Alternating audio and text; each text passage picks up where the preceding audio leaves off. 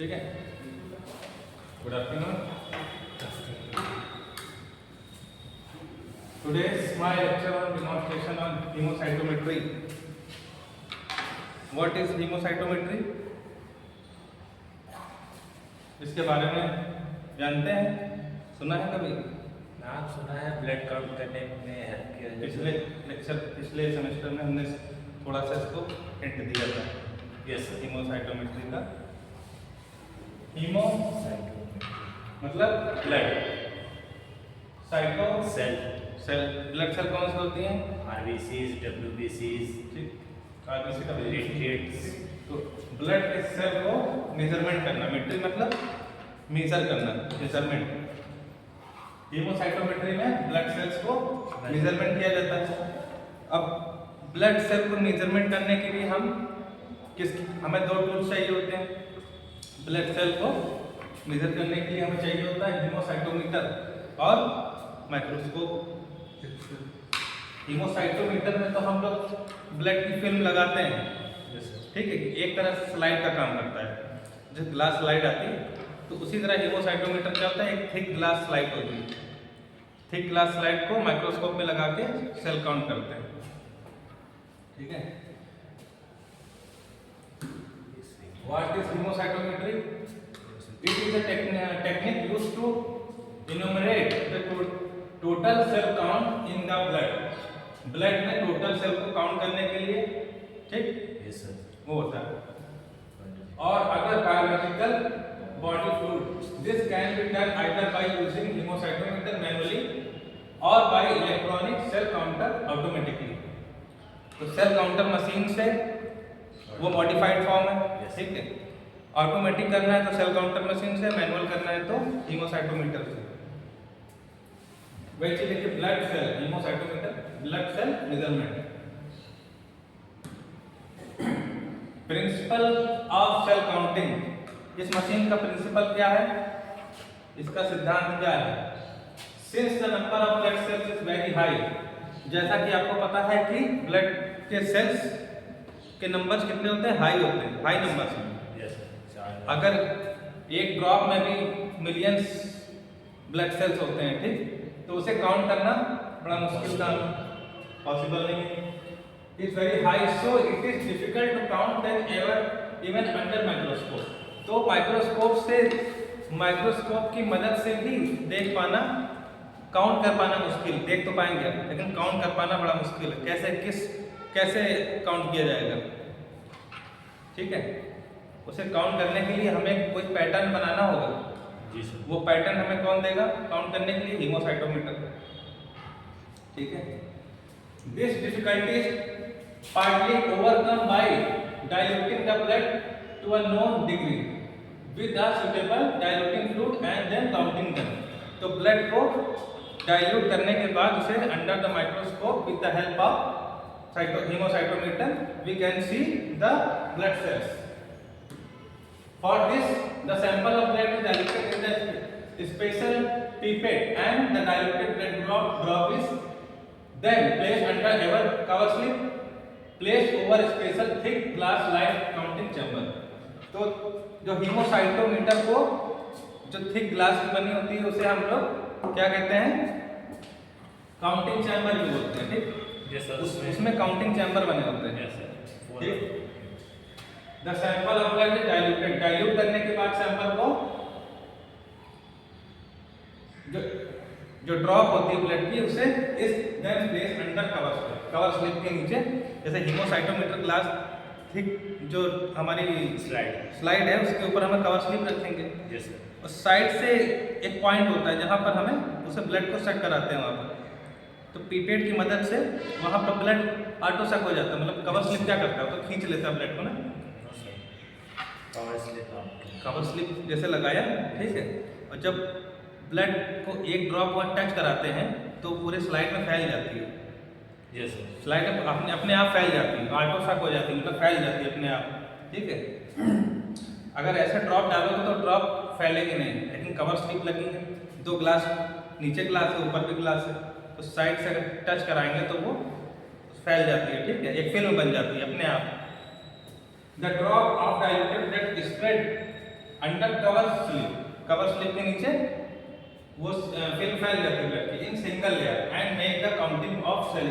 एक single layer बन जाती है जिससे हम एक एक सेल को आराम से गिन पाए। ठीक, knowing the dilution applied, the number of cells in a diluted undiluted blood can be calculated and the result so obtained is expressed as cell per cubic mm।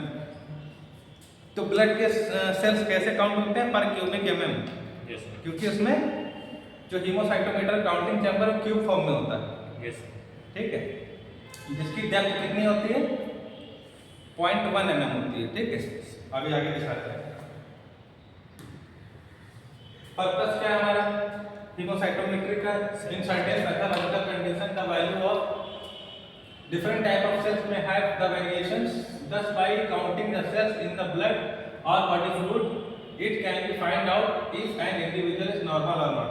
तो एबनॉर्मलिटी पता लगाने के लिए, सेल्स की एबनॉर्मलिटी पता लगाने के लिए हीमोसाइटोमेट्री की जाती है। Broadly the cell count is done to find out, ये 3 पॉइंट पता लगाने के लिए, to find out normal and abnormal count, संख्या कितनी है ये पता लगता है हमें कि नंबर ऑफ सेल्स कम है कि ज़्यादा। ठीक है, यह WBC है, बढ़ा हुआ है कि कम है। ठीक, TLC टोटल ल्यूकोसाइट काउंट पता चलेगा WBC बढ़ा है कि नहीं, क्योंकि हीमोसाइटोमेट्री में जो काउंटिंग चैम्बर है उसमें सेंट्रल वाला जो पार्ट है, सेंट्रल चैम्बर है वो RBC के लिए होता है और जो कॉर्नर के 4 जो चैम्बर है वो WBC के लिए होता है। ठीक,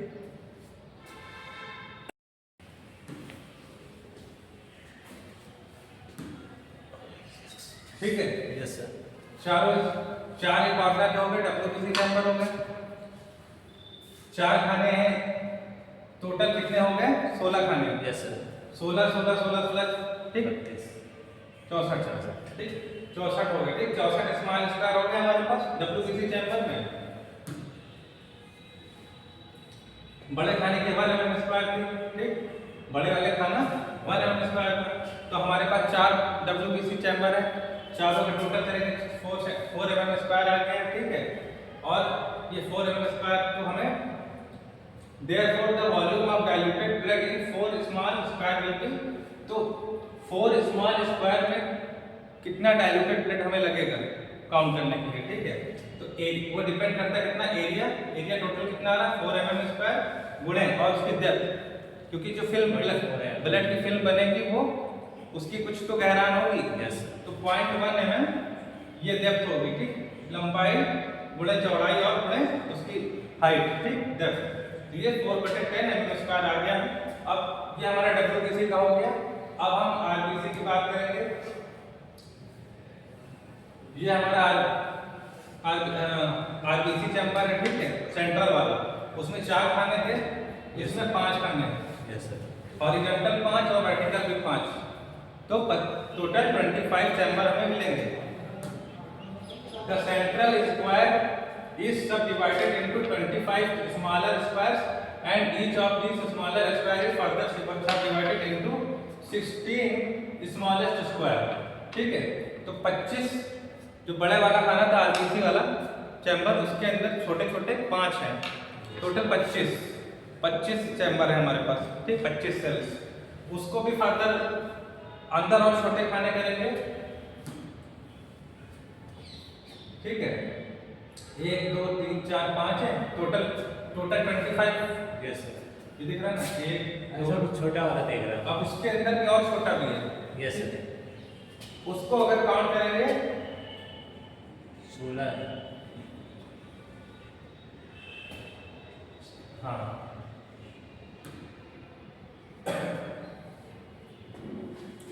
इन सेंटर ऑफ 25 स्मॉल स्क्वायर। ठीक, सेंटर वाले का तो 25 खाने थे उसमें।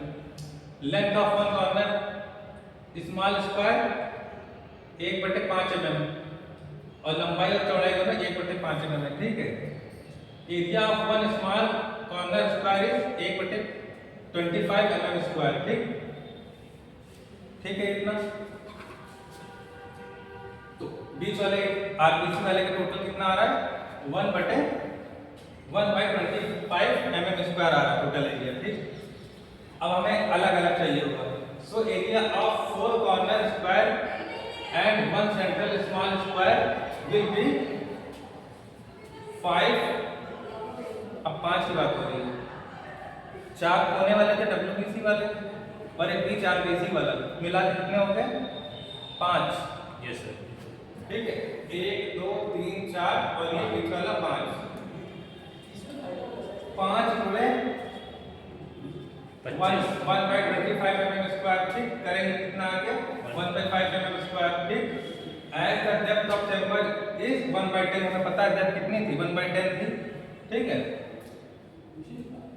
0.1 mm थी ना? Yes sir.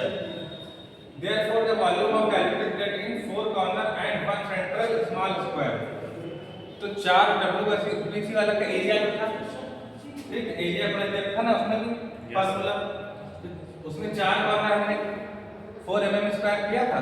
Yes sir. ठीक, इसमें 4 corner and 1 central small square will be area गुणे डेप्थ, ठीक है। तो 1/5 mm स्क्वायर इसका आया था और ये डेप्थ हो गया तो 1/50 mm स्क्वायर आ गया, ठीक इसका। Yes sir. So area of 4 corner square and 1 central small square will be 5 गुणे 1/25 mm स्क्वायर, तो 1/5 mm स्क्वायर आ गया था पांचों का। Yes sir. ठीक, कंफ्यूजिंग हो रहा है क्या? नो सर, बार-बार रिपीट हो रहा है। हाँ ठीक, नहीं जो वीडियो में रहेगा तो कंफ्यूजन ना हो, मतलब ये अचानक से 1/5 कहाँ से आ गया, लोगों को लगेगा ना 1/5 यहाँ कहाँ से, ठीक है। देखिए ना सर, ठीक है, तो ये आ गया, ठीक है। टोटल 5 चैम्बर का। Yes sir. पिक्चर बार RBC WBC का चैम्बर अलग अलग है, ठीक।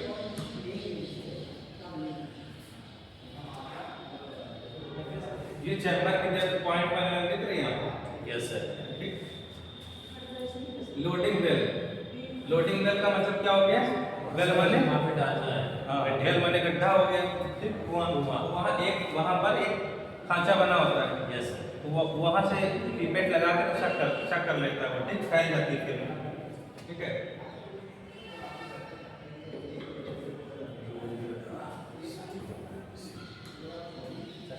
तो लंबाई सुनिए, तो हीमोसाइटोमीटर के बारे में पता चल गया।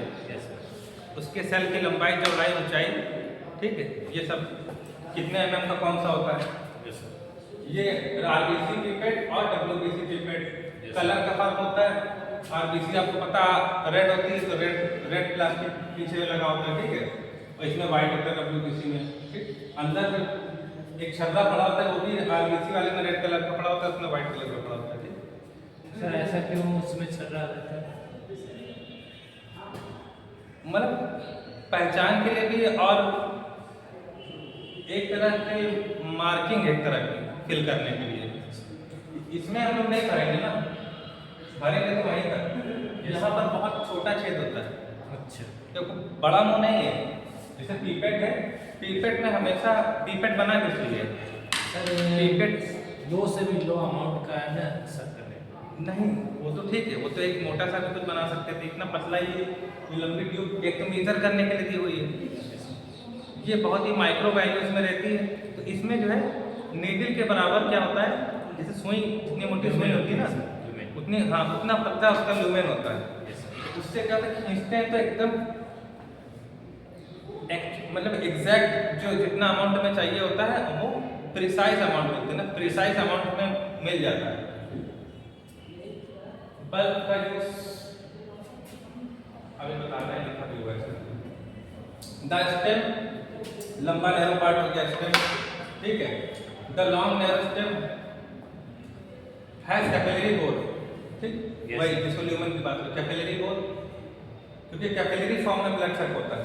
And well grounded conical tip, आगे की टिप कोनिकल फॉर्म में, is divided into 10 equal parts, graduations, ठीक, उसमें मार्किंग होती है। Yes sir. बट ग्रेजुएशन का मतलब होता है कि धीरे धीरे बढ़ना। ग्रेजुएशन कितने साल का होता है? 3 साल का, ठीक, तो धीरे धीरे हैं 4 साल, हाँ 3 साल 4 साल 5 साल, हाँ 5 साल का भी होता है। तो धीरे धीरे ग्रेजुएशन मतलब धीरे धीरे पास हो गया। Yes sir. जैसे हाई स्कूल इंटर में एक ही साल पढ़ के निकल के ग्रेजुएशन धीरे धीरे, तो ग्रेजुएशन का मतलब होता है धीरे धीरे, ठीक। तो 10 इक्वल पार्ट्स तो ग्रेजुएशन धीरे धीरे हम पीपेट में क्या होता है, धीरे धीरे फिल किया जाता है ना, कि एकदम से शक कर लेते हैं आराम से, ठीक। But has only 2 marking of 0.5 is middle of stem and 1 at the junction of stem and bulb. तो उसमें जो मार्किंग होती है 0.5 और 1 की रहती है, इसमें दिख रहा है पिक्चर में 0.5 और वहां पे 1, ठीक। ये छोटे छोटे खाने वाला मैंने नहीं लिखा होगा, सीधे 0.5 फिर 1।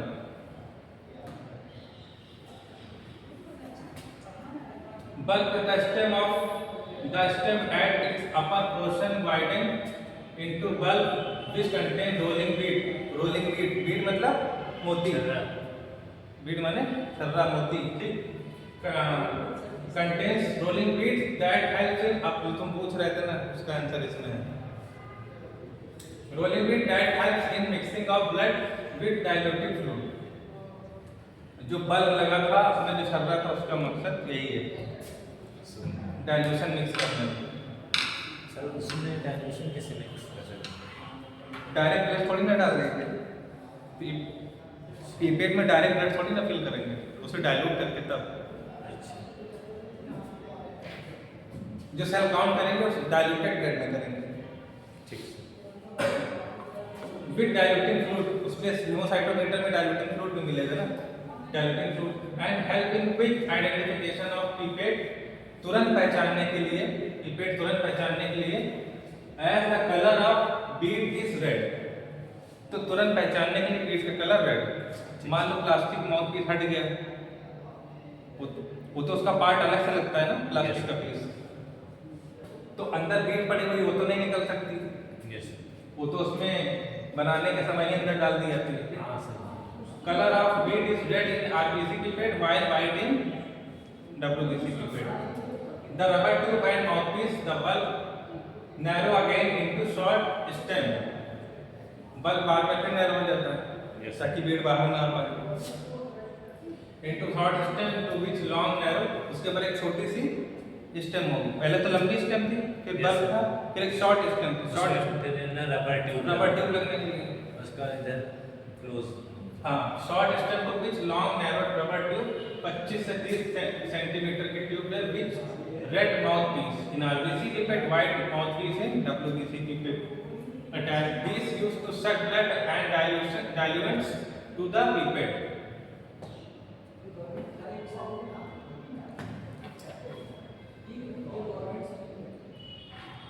तो मार्किंग जो लिखी है 4M the smaller stem marking of 11 in WBC and 101 in RBC pipette is each। सुनो, RBC और WBC में मार्किंग अलग अलग होती है, ठीक, सेम मार्किंग नहीं रहती है, ठीक। हो गया सर, टाइम हो गया। हाँ बस हो गया, ये लास्ट स्लाइड है, इसके बारे में लिखा हुआ मार्किंग देख लो। ये WBC में 0.5, 1 और 11 मार्किंग होती है, ठीक। Yes sir. इसमें 0.5, 1 एंड 101 ये मार्किंग होती है, ठीक। बाकी तो पता ही है, ठीक है। Thank you.